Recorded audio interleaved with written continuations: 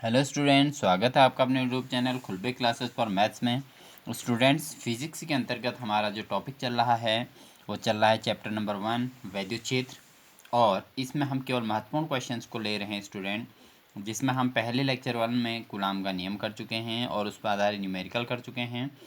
दूसरे लेक्चर में हमने डिस्कशन किया था वैद्युत द्विध्रुव आघूर्ण और वैद्युत क्षेत्र की तीव्रता, इस पर हमने डिस्कशन की थी। और तीसरे लेक्चर में हमने स्टार्ट किया था वैद्युत द्विध्रुव के कारण अक्षीय स्थिति में वैद्युत क्षेत्र की तीव्रता। और इससे पहले तीसरे वीडियो में हम कर चुके हैं कि किसी बिंदु आवेश के कारण उत्पन्न वैद्युत क्षेत्र की तीव्रता E=1/4π0 Q/r² कैसे ज्ञात किया जाता है। ठीक है स्टूडेंट, यह हम इससे डिस्कशन कर चुके हैं। ठीक है, और अक्षीय स्थिति में वैद्युत क्षेत्र की तीव्रता जो बहुत महत्वपूर्ण है उसको भी हम कर चुके हैं। उसको हमारा लेक्चर नंबर 3 में आप देख सकते हैं फिजिक्स के अंतर्गत खुलबे क्लासेस फॉर मैथ्स के नाम से, ये जो NCERT खुलबे क्लासेस फॉर मैथ्स के नाम से ये यूट्यूब चैनल बना हुआ है। इसको आप ओपन करके आप इसमें सारी डिटेल पूरा स्टडी कर सकते हैं कंटिन्यूसली। ठीक है, और कंटिन्यू यहाँ में वीडियो अपलोड किए जा रहे हैं, तो उसको आप देख सकते हैं। तो इसी सीरीज में आगे बढ़ते हुए हम आज डिस्कशन करने वाले हैं वैद्युत द्विध्रुव के कारण निरक्षीय स्थिति में वैद्युत क्षेत्र की तीव्रता का व्यंजक कैसे प्राप्त करना है, इस पर हम डिस्कशन करेंगे। तो स्टूडेंट देखिए कैसे करेंगे। इसके लिए हमें सबसे पहले तो बनाना होगा एक वैद्युत द्विध्रुव। ठीक है, एक वैद्युत द्विध्रुव बना रहा हूँ मैं यहाँ पे। वैद्युत द्विध्रुव क्या होता है? जब दो समान और विपरीत आवेश एक दूसरे से के निकट रखे हों तो समायोजन को हम वैद्युत द्विध्रुव कहते हैं। ठीक है स्टूडेंट, तो देखिए इस पे क्या होने वाला है। अब ये हमारा वैद्युत द्विध्रुव हो गया। इस द्विध्रुव को हमने क्या कह दिया? AB कह दिया। यह हमारा एक और माइनस क्यू आवेश है और एक और क्या है स्टूडेंट? प्लस क्यू आवेश है। ठीक है, अब इसके बिल्कुल सेंटर में, सेंटर को हम इसका बीचों बीच कहते हैं O कह देते हैं। ठीक है, अब इसके O से R डिस्टेंस पर निरक्षीय स्थिति में, ठीक है स्टूडेंट, आप डायग्राम बहुत अच्छे से बनाएंगे। निरक्षीय स्थिति में हम एक पॉइंट मान लेते हैं P। एक पॉइंट को क्या मान लेते हैं हम? P मान लेते हैं स्टूडेंट। ठीक है, अब इस P पॉइंट पर हमारे पास ये जो P पॉइंट है वो कितने डिस्टेंस पे है? वह है R डिस्टेंस पर। इस द्विध्रुव से, जिस द्विध्रुव की हम चर्चा करें उस द्विध्रुव से कितने डिस्टेंस पर है? यह है R दूरी पर। ठीक है स्टूडेंट, अब इस पर जो इस पॉइंट P पर हमें तीव्रता ज्ञात करनी है। तो तीव्रता जब हमें ज्ञात करनी है तो एक तो प्लस क्यू आवेश तीव्रता उत्पन्न करेगा, तो प्लस क्यू आवेश तीव्रता उत्पन्न करेगा। और एक तो प्लस क्यू आवेश जब तीव्रता उत्पन्न करेगा तो मैंने अब कल भी डिस्कशन किया था कि प्लस क्यू आवेश तीव्रता हमेशा बाहर की ओर करता है उत्पन्न। ठीक है, और ये माइनस क्यू भी तीव्रता उत्पन्न करेगा। इसको पहले यहाँ से मिला देते हैं। माइनस क्यू आवेश भी तीव्रता उत्पन्न करेगा, तो माइनस क्यू आवेश की जो तीव्रता होगी स्टूडेंट वो किस तरफ को होगी? ये होगी अंदर की ओर। इसकी तीव्रता को हम क्या कह देंगे? E2 कहेंगे। कल भी किया था ऐसे ही। इन दोनों के जो टोटल तीव्रता होगी स्टूडेंट उसको हम कहेंगे E। परिणामी तीव्रता को क्या कहेंगे? E कहेंगे। और इस तरीके से ये बन जाता है एक चतुर्भुजाकार आकृति बन जाती है स्टूडेंट। ठीक है, ये बन जाती है। अब इस पर हम मान लेते हैं, माने यहाँ पे एंगल है इसका थीटा। यहाँ पे एंगल क्या मान लेंगे? थीटा मान लेंगे। और ये लाइन और ये लाइन दोनों पैरेलल लाइन है। अगर यहाँ एंगल थीटा है तो ये एंगल भी स्टूडेंट थीटा ही होगा, जिसकी हमको बाद में ज़रूरत पड़ेगी। ठीक है, अब इसमें आप समझ सकते हैं कि ये हमारी डिस्टेंस R है और द्विध्रुव की लंबाई क्या होती है स्टूडेंट? द्विध्रुव की लंबाई होती है 2L। तो आधा L तो ये हो गया, इधर को एक हिस्सा L हो गया, ये हिस्सा भी L हो गया, तो टोटल मिला के 2L हो गया ना। तो इस पूरे में आप क्या लगा सकते हैं? पाइथागोरस प्रमेय लगा सकते हैं। तो समकोण त्रिभुज, तो सबसे पहले तो हम डिस्कशन करेंगे।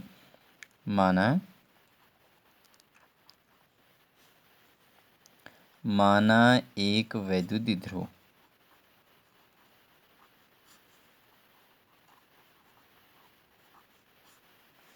क्या है? AB, जिसकी लंबाई कितनी है भाई? जिसकी लंबाई कितनी है? 2L है। ठीक है, और जिसके केंद्र O से r दूरी पर एक बिंदु क्या है भाई, P है। एक बिंदु P है ना, जिस पर क्या करना है हमको, विद्युत क्षेत्र की तीव्रता E, विद्युत क्षेत्र की तीव्रता E ज्ञात करनी है। ठीक है, इस P पर हम विद्युत क्षेत्र की तीव्रता ज्ञात करनी है। तब अब हम समकोण त्रिभुज लगा रहे हैं। तो समकोण त्रिभुज हमारे पास कौन सा बना हुआ है स्टूडेंट? तो समकोण त्रिभुज हमारे पास बना हुआ है ये POB। यहाँ P है, यहाँ O है, यहाँ क्या है, B है। इसमें हमारे पे ये डिस्टेंस क्या दे रखी है, R, और ये डिस्टेंस कितनी है, L है। ठीक है, ये डिस्टेंस क्या है, R है, ये डिस्टेंस क्या है, L है, 20। तो इसमें पाइथागोरस प्रमेय लगाएंगे तो क्या आ जाएगा हमारा, PB यानी कि कर्ण का स्क्वायर बराबर लंब का स्क्वायर यानी कि PO का स्क्वायर प्लस OB का स्क्वायर, है ना, OB स्क्वायर। तो इससे PO का R स्क्वायर हो जाएगा और OB कितना है, L स्क्वायर हो जाएगा। ये किसकी वैल्यू निकल रही है, PB की स्क्वायर की। तो इससे PB इज इक्वल टू क्या आ जाएगा स्टूडेंट, अगर यहाँ से स्क्वायर हटाते हैं तो उधर क्या लग जाता है, रूट लग जाता है। ठीक है, तो ये आ गया PB is equal to under root R square plus L square. तो ये हमारा आ गया under root R square plus L square आ जाएगा स्टूडेंट। ठीक है ना, तो ये आ जाएगा। बस अब जब हमारी दूरी निकल गई है तो अब हम इसमें क्या निकाल सकते हैं, अब इसमें हम क्या करेंगे, इसमें करेंगे अब प्लस क्यू आवेश के कारण बिंदु P पर तीव्रता,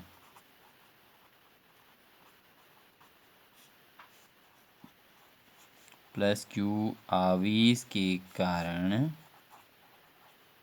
बिंदु P पर तीव्रता।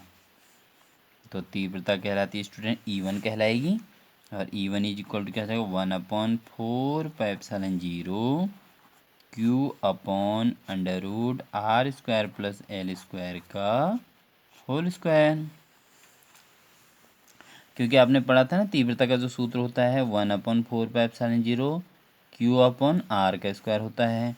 Q अपॉन R स्क्वायर क्या है, R मतलब दूरी है भाई। इस प्लस के आवेश से बिंदु P की दूरी क्या है, under root R square plus L square है। ऐसी ये डिस्टेंस भी वही होगी, under root R square plus L square हो जाएगी। कौन सी डिस्टेंस, P, A से लेके P तक की दूरी, ये B से लेके P तक की दूरी था। ठीक है, तो ये हमारा आ गया। ऐसे हम क्या लिख देंगे, माइनस क्यू आवेश के कारण तीव्रता, माइनस क्यू आवेश के कारण बिंदु P पर तीव्रता। ठीक है स्टूडेंट, तो सेम हो जाएगी E2 is equal to 1/4 Q upon under root R square plus L square का होल स्क्वायर। इस होल स्क्वायर से रूट कैंसिल हो जाता है स्टूडेंट, दोनों में इस रूट कैंसिल हो जाएगा, आप समझ सकते हैं। फिर उसके बाद इसमें जब रूट का यूज़ करेंगे तो उस समय ये रूट वहाँ पे नहीं आना चाहिए। ठीक है, अब क्या होता है इसमें कि अब आपको ये तो दिख ही रहा है कि E1 और E2 दोनों बराबर हैं, क्योंकि E1 व E2 क्या हैं, परस्पर बराबर हैं। देखो ये E1 है, सेम टू सेम, बिल्कुल सेम इसी के जैसे, जैसा E1 आया है वैसे E2 भी आया है, हमारा आया नहीं आया है, तो दोनों बराबर हैं। तो क्या हो जाएंगे, E1 व E2 के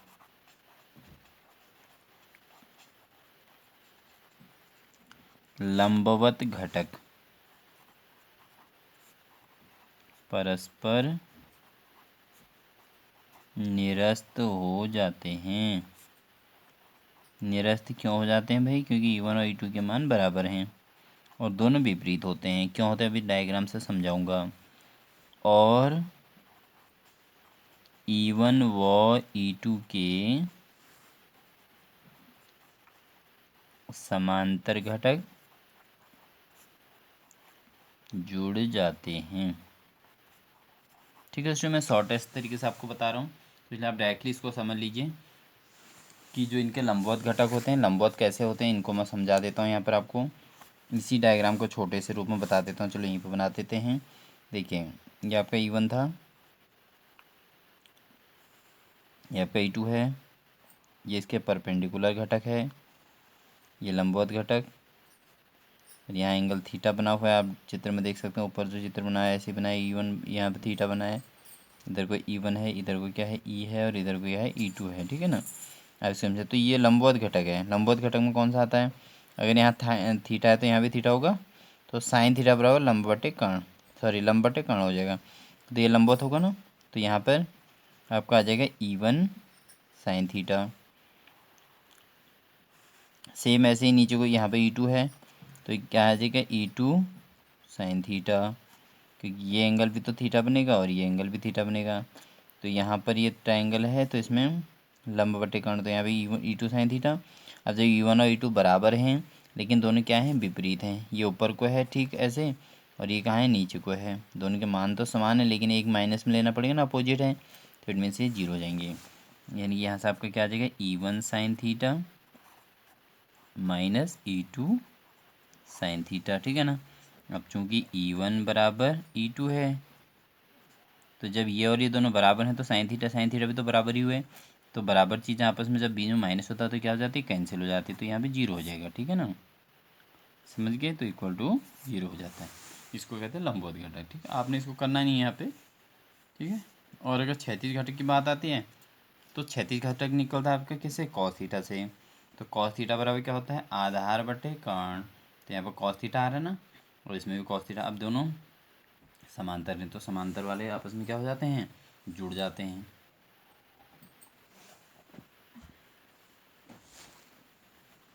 तो इससे क्या निकलेगा स्टूडेंट, इससे हम आगे करेंगे। तब बिंदु P पर परिणामी तीव्रता, तो परिणामी तीव्रता E इक्वल टू क्या हो जाएगी student, E1 cos theta plus E2 cos theta. E1 sine theta और E2 साइन थीटा तो कट गए ना आपस में, क्योंकि माइनस आता है। माइनस क्या आता है, दोनों एक दूसरे के लंबवत हैं, दोनों लंबवत हैं और लेकिन एक दूसरे के विपरीत हैं, इसलिए माइनस में आ गया।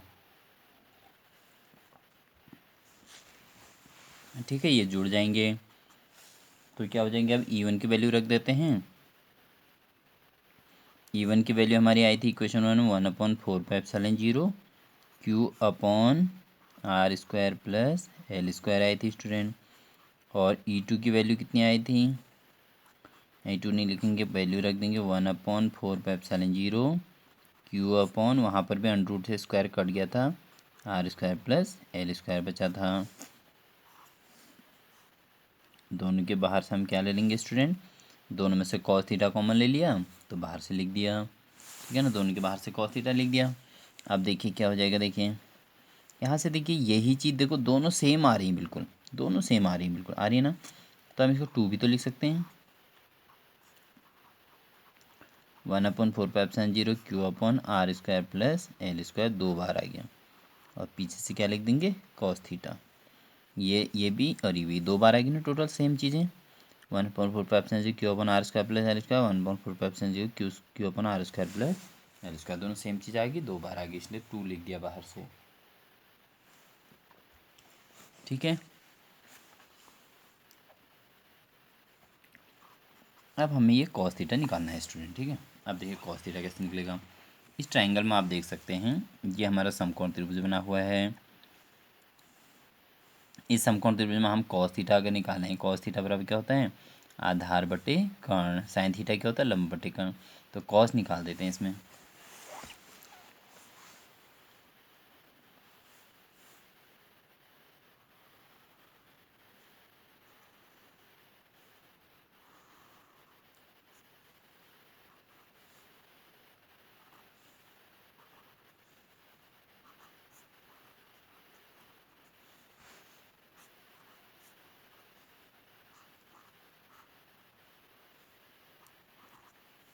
बन गया हमारा डायग्राम, ठीक है।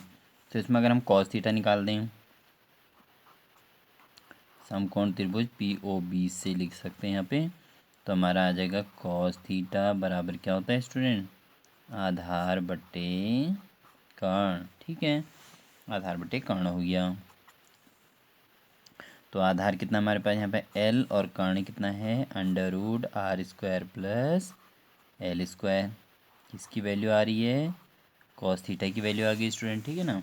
इस वैल्यू को हमने कहाँ रखना है, समीकरण नंबर 3 में, इसको समीकरण 3 मान सकते हैं। तो कॉस थीटा का मान समीकरण नंबर 3 में रखने पर, समीकरण नंबर 3 में रख देते हैं इसका मान, तो समीकरण 3 हमारा ये बना हुआ है। तो इक्वल टू क्या आ जाएगा, 2 (1/4 Q/r² प्लस L² और इंटू में आ जाएगा L/√r² प्लस L², ठीक है।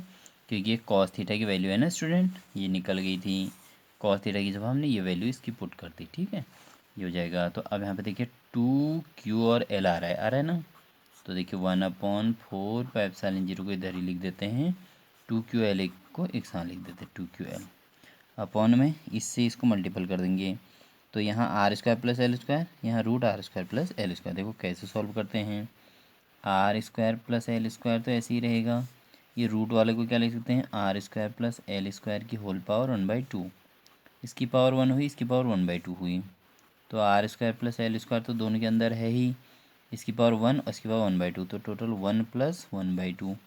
तो r² प्लस L² की पावर कितना हो जाएगा स्टूडेंट, 2 1 जा 2 1 और 1 3/2, r² प्लस L² की पावर कितना हो जाएगा, 3/2 हो जाएगा स्टूडेंट, ठीक है ना। यहाँ तक आपको समझ में आ गया होगा। अब उसके बाद देखिए, अब चूँकि आपका 2QL क्या बन जाता है भाई, ये बन जाता है P बन जाता है, P बन जाता है तो क्या आ जाएगा 1/4 2QL बन गया हमारा P upon r² plus L² की होल पावर कितना हो जाएगा, 3/2 हो जाएगा, ठीक है स्टूडेंट, ठीक है। अब चूँकि हमारे पास वही नियम लगता है, क्योंकि एक द्विध्रुव में देखिए, आप देखें जो हमारा द्विध्रुव है, ये द्विध्रुव में एक आवेश माइनस का है और एक आवेश क्या है, प्लस का है, तो माइनस और प्लस आवेश आपस में चिपके हुए होते हैं स्टूडेंट, ऐसे करके ना, ऐसे चिपके हुए होते हैं, तो इनके बीच की जो दूरी होगी बहुत ही कम होगी, है ना, बहुत ही कम होगी। और जो आर है ये तो दूरी है, ये तो काफ़ी दूर भी, हम द्विध्रुव से इतनी दूरी पर भी रख सकते हैं ना किसी पॉइंट को, पी को हम यहाँ पर भी मान सकते हैं, तो बहुत डिस्टेंस हुई, क्योंकि ये तो चिपके जैसे ही होते हैं, तो एल तो बहुत ही कम हुआ ना, लेकिन आर दूरी ज़्यादा होती है, तो इसलिए इसमें क्या किया जाता है, आप लिखेंगे चूँकि L is much less than R, ठीक है, अतः L जो है बहुत ही छोटा है R के कंपेयर में, L इज इक्वल टू 0 लेने पर, L इक्वल टू क्या ले लेंगे, 0 ले लेंगे, तो E इज इक्वल टू क्या आ जाएगा 1/4 P अपॉन L की वैल्यू 0 होगी, r² की होल पावर कितना हो जाएगा 3/2 हो जाएगा, ठीक है स्टूडेंट, 3/2, 2 से 2 कैंसिल, तो हमारे पास था 1/4 P अपॉन, अब देखिए 2 से 2 कैंसिल, तो केवल 3 बचा ना यहाँ पे, r⁴, ठीक है स्टूडेंट। तो यहाँ पर न्यूटन प्रति कूलम, तो स्टूडेंट देखिए इस तरीके से इसको हम कर सकते हैं, ठीक है ना। तो इस तरीके से हम निरक्षीय स्थिति में तीव्रता का बहुत सिंपल वे में इसको कर सकते हैं। देखिए आपका लगभग 1.5 पेज में अटक गया, इतना छोटा है, ठीक है स्टूडेंट। तो बहुत सिंपल वे में आपको बता दिया गया है कैसे करना है, वैद्युत क्षेत्र की तीव्रता निरक्षीय स्थिति में कैसे निकलती है। आप स्क्रीनशॉट ले सकते हैं और स्क्रीनशॉट लेकर आप देखिए इसको बहुत अच्छे से इसको तैयार कर लीजिए, क्योंकि बोर्ड एग्ज़ाम अगर आता है तो आपने इसको बहुत अच्छे तरीके से इसको सॉल्व करके आ जाना है, ठीक है। स्क्रीनशॉट ले लीजिए, इसलिए मैं इसको बार बार आपको दिखा रहा हूँ, आप इसकी स्क्रीनशॉट लीजिए। तो इस तरीके से आप करिएगा इसको, ठीक है। और इसके अलावा हमारा इसमें एक डेरिवेशन और कर लेते हैं, एक समान वैद्युत क्षेत्र में कार्यरत बलयुग्म का आघूर्ण।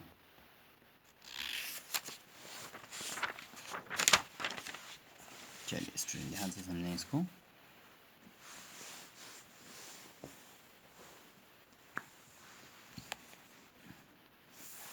अगला डेरिवेशन हमारा है एक समान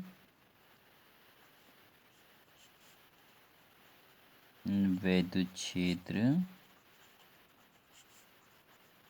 में द्विध्रुव पर कार्यरत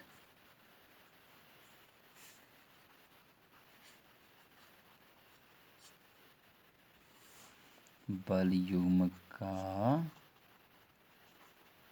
आघूर्ण।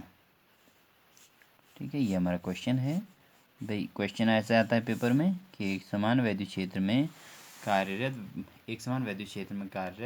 वैद्युत द्विध्रुव पर कार्यरत बल युग्म का आघूर्ण। ठीक है, तो एक समान वैद्युत क्षेत्र अगर रखा है और उसमें अगर कोई द्विध्रुव रखा है तो उस पर बल युग्म कितना होगा। देखो ये हम बना लेते हैं एक समान वैद्युत क्षेत्र।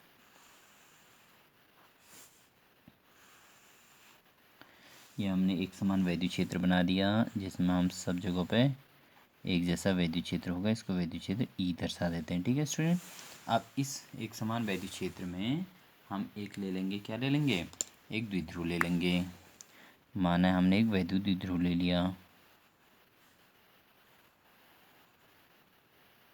ये द्विध्रुव ले लिया। एक और माइनस क्यू है इसके, एक और क्या है प्लस क्यू आवेश है। ठीक है, एक वैद्युत द्विध्रुव ले लिया हमने, ये एक समान वैद्युत क्षेत्र में रखा हुआ है। ठीक है, अब इसमें क्या होता है कि वैद्युत क्षेत्र के कारण ना ये द्विध्रुव को विद्युत क्षेत्र क्या करता है, विद्युत क्षेत्र द्विध्रुव को इस तरीके से घुमा के अपने पैरेलल करने का प्रयास करता है। विद्युत क्षेत्र अपने पैरेलल समांतर करने का प्रयास करता है। ठीक है, तो इस स्थिति में इस पे बल युग्म लग जाता है। तो देखिए ये इधर को भी एफ काम करेगा और इधर को भी एफ काम करेगा। कैसे करेगा देखिए मैं आपको एग्जांपल समझा देता हूँ।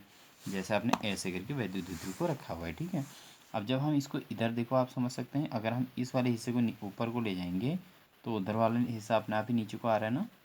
यानी जितना फोर्स हम इधर से ऊपर को लगा रहे हैं उतना ही फोर्स उधर से नीचे को अपने आप ही हो जा रहा है। मैं यहाँ से इसको ऐसे खींच रहा हूँ, देखो ऐसे कर रहा हूँ नीचे को, तो ये ऊपर को आ रहा है, ये नीचे को जा रहा है। तो ये दो बल हो गए, एक नीचे को आया एक ऊपर को लगा। ठीक है, इसमें तो ये बल निकालना है हमको कि इसमें बल युग्म का आघूर्ण कितना होता है। तो इसके लिए देखो डायग्राम इस तरीके से बन जाएगा, इस तरीके से। और ये क्योंकि बल युग्म के आघूर्ण का सूत्र होता है बल गुणा दोनों बलों के बीच लंबवत दूरी। ठीक है ना, अब यहाँ पर ये डिस्टेंस हमारी कितनी होगी स्टूडेंट, ये तो आपको पहले से ही पता है कि इसको वैद्युत द्विध्रुव कहते हैं। और वैद्युत द्विध्रुव की लंबाई जो होती है 2L होती है, 2L ही तो उसकी लंबाई होगी। ठीक है स्टूडेंट, तो इससे हमें अगर हम इसमें साइन थीटा लगा देंगे, चलिए पहले हम इसके बारे में डिस्कशन करते हैं। इसको आप कैसे लिखेंगे, जब जो है यदि हम किसी वैद्युत द्विध्रुव को किसी एक समान वैद्युत क्षेत्र में मुक्त अवस्था में रख दें तो वैद्युत द्विध्रुव पर एक बल युग्म कार्य करता है, जिसका हम वैद्युत द्विध्रुव पर कार्यरत बल युग्म का बल युग्म कहते हैं। ठीक है ना, एक बल युग्म कार्य करेगा उसको हम वैद्युत द्विध्रुव पर कार्यरत बल युग्म कहते हैं। ठीक है स्टूडेंट, तो ये तो हुआ आपकी डेफिनेशन। अब इसमें आता है फिर उसके बाद लिखेंगे माना एक वैद्युत द्विध्रुव ए बी, इसका नाम हम ए बी लिख सकते हैं स्टूडेंट, यहाँ पे ए और यहाँ पे लिख दीजिए बी। ठीक है, एक वैद्युत द्विध्रुव ए बी जिसकी लंबाई क्या है 2L है और एक समान वैद्युत क्षेत्र ई में रखा गया है। तब वैद्युत क्षेत्र के कारण एक समान वैद्युत क्षेत्र ई के कारण इस द्विध्रुव पर एक बल युग्म कार्य करता है। ठीक है, एक बल युग्म कार्य करता है एफ। ठीक है, बल युग्म का मतलब जोड़ा, एक बल उधर को ऐसे कर रहा है, एक बल यहाँ से, ये बल ऐसे नीचे को कार्य कर रहा है, ये बल कहाँ को कर रहा है ऊपर को कार्य कर रहा है इसको धकेलने का। ठीक है, तो बल युग्म कार्य करता है जिसको हमें ज्ञात करना है। ठीक है ना, तो अब बल युग्म का जो आघूर्ण होता है, चूँकि जो हमारे पास सूत्र होता है बल युग्म का आघूर्ण, तो बल युग्म के आघूर्ण का सूत्र होता है स्टूडेंट, यह होता है इसका सूत्र बल गुणा दोनों बलों के बीच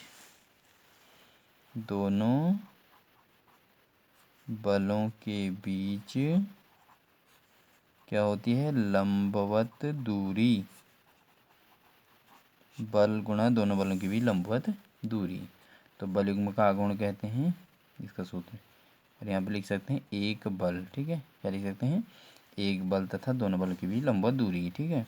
अब पहले हमें इसमें लंबवत दूरी पढ़नी पड़ेगी स्टूडेंट। लंबवत दूरी कैसे निकलेगी भाई, ये तो हमारा डायग्राम बन गया राइट एंगल ट्राइंगल, ये हमारा थीटा एंगल हो गया, यहाँ कितने का 2L हो गया ना स्टूडेंट, ये 2L लंबाई हो गई।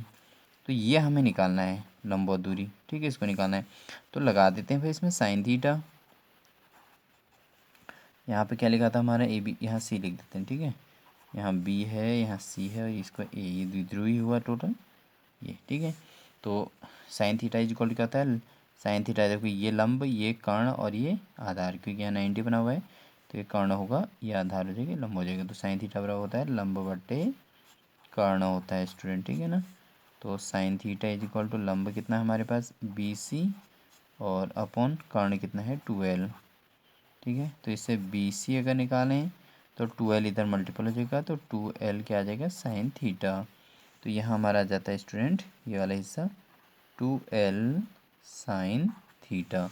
आपको दिख रहा होगा स्टूडेंट, समझ में भी आ रहा होगा, बिल्कुल ध्यान से आप लोग समझिए, ठीक है ना। तो एक बल और दोनों बलों की भी लंबवत दूरी, तो बल कितना है हमारे पास अभी F है जो बल युग्म कार्य कर रहा है। दोनों बलों की भी लंबवत दूरी कितनी है स्टूडेंट 2L साइन थीटा, ठीक है। तो 2L साइन थीटा, ठीक है, ये हमारे पास क्या निकलना है बल युग्म का आघूर्ण। बल युग्म के आघूर्ण को किससे रिप्रेजेंट किया जाता है, इसको क्या जाता है टाउ से रिप्रेजेंट करते हैं, टाउ से दर्शाते हैं इसको, ये तो C है, यहाँ टाउ से दर्शाते हैं। तो 2FL साइन थीटा, ठीक है ना। अब चूंकि E इज इक्वल टू क्या होता है सूत्र, E इज इक्वल टू होता है F अपॉन Q होता है, F अपॉन क्या होता है Q, या Q0 भी कह सकते हैं।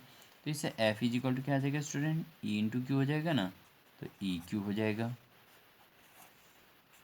ये, तो EQ हो गया।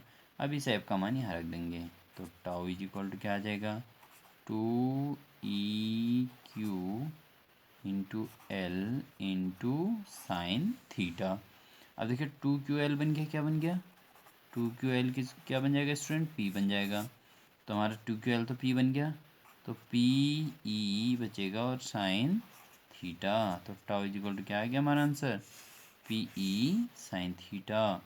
तो PE साइन थीटा, यहाँ P जो है वैद्युत द्विध्रुव आघूर्ण है और E इज इक्वल टू वैद्युत क्षेत्र की तीव्रता है और साइन थीटा उनके बीच क्या है एंगल है। और इसका मात्रा क्या हो जाएगा, इसका मात्रा हो जाएगा स्टूडेंट न्यूटन और मीटर, न्यूटन मीटर इसका मात्रक हो जाएगा। तो स्टूडेंट्स उम्मीद है आपको ये समझ में आया होगा। देखिए स्टूडेंट, जिस तरीके से आपके लिए मेहनत की जा रही है उसी प्रकार आप भी मेहनत कीजिए और अपने बोर्ड एग्ज़ाम को बहुत अच्छे से फाइट कीजिए, ठीक है ना।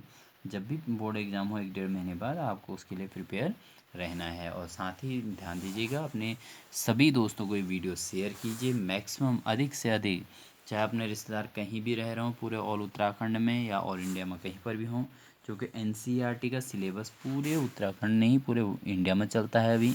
तो आप लोग इसको अपने दोस्तों को कहीं भी शेयर कर सकते हैं, ठीक है स्टूडेंट। और उनसे जो है शेयर करके उनसे कहिएगा सब्सक्राइब कीजिए और बेल आइकन दबा लीजिए, जिससे आपको कंटिन्यूसली यहाँ से नोटिफिकेशन जब भी वीडियो डाली जाए आपको नोटिफिकेशन मिल जाए, ठीक है ना।